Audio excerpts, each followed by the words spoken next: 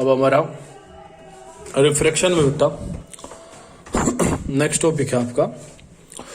अब हम ये देखना चाह रहे हैं एक बार कि मान लिया ये कोई सरफेस है हमारे पास, क्लियर बात। मान लिया चलो ये 1 मीडियम है और ये क्या है बेटा आपका 2। आप जानते हैं कि लाइट रे आएगी इस तरीके से और ऐसे आपकी चलिए ये आई होगा, ये आर हो जाएगा और ये फिर से आपका आई, क्योंकि जिस मीडियम में जो लाइट है आपकी जब जिस मीडियम में चलती है और अगर बाद में उसी मीडियम में आ जाए तो एंगल कैसे होते हैं बेटा आपके सेम होते हैं। इस चीज को भी आप ध्यान रखें। तो अगर मैं रिफ्रैक्शन की कंडीशन इस पॉइंट पर देखता हूं तो मैं कह सकता हूं कि 1 and 2 इक्वल्स टू किसके बराबर होना चाहिए बेटा, साइन आई अपॉन साइन आर के बराबर होना चाहिए। और अगर इसी रिफ्रैक्शन को मैं इस पॉइंट पर देखता हूं तो ये मीडियम क्या हो गया आपका 1, यानी कि 2 and 1 equals to sine are upon sine I, ये आपका 2 हो गया।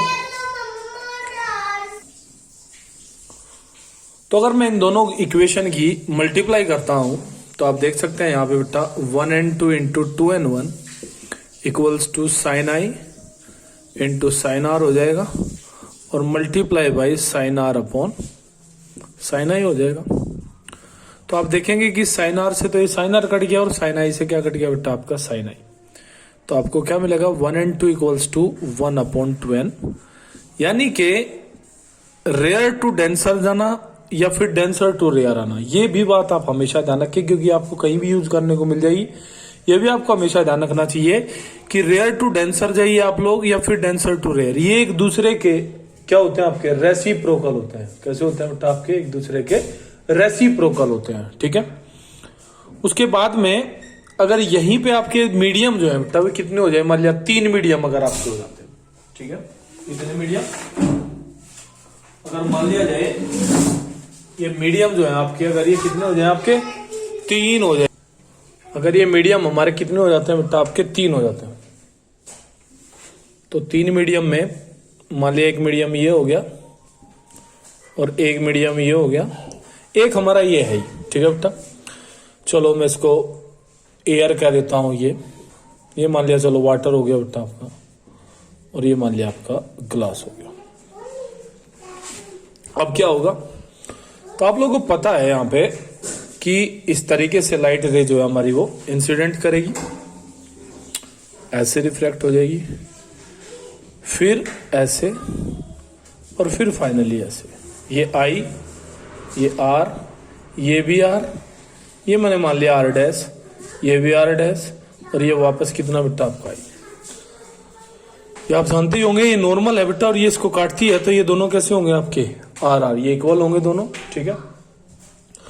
तो जब मैं इंटरफेरेंस कर रहा हूं, जब मैं रिफ्रैक्शन देखूंगा तो आप देख सकते हैं बेटा एक तो इस पॉइंट पर देखना पड़ेगा, एक इस पॉइंट पर देखना, यानी कि जहां पे मीडियम चेंज होता है वहां पे रिफ्रैक्शन की कंडीशन होती है और वहां पे हम क्या लगाते हैं बेटा आपका स्नेल्स लॉ का हम यूज करते हैं। तो अगर मैं यहां पहली कंडीशन में देखूं तो सबसे पहले क्या होगा बेटा ए एंड डब्ल्यू, एयर टू वाटर, तो कितना होगा हमारा sine I upon sine are हो जाएगा।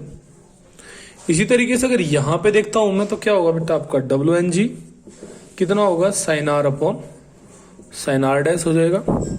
और इसी तरीके से अगर मैं जी एन ए, क्योंकि वाटर से ग्लास से दोबारा से किस में निकल रही है, ये आपकी एयर में आ रही है, तो डब्ल्यू एन ए कितना हो जाएगा बेटा आपका sine are dash upon sine I.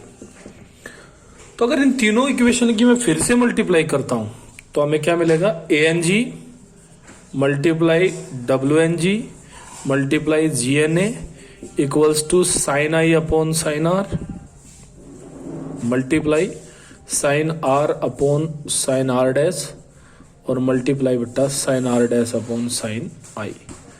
तो आप देख सकते हैं कि ये भी सब एक दूसरे के साथ कैंसिल आउट हो जाते हैं, यानी कि A N G into W N G into G N A का प्रोडक्ट भी कितना होता है बेटा आपका 1 ही होता है। क्लियर बात।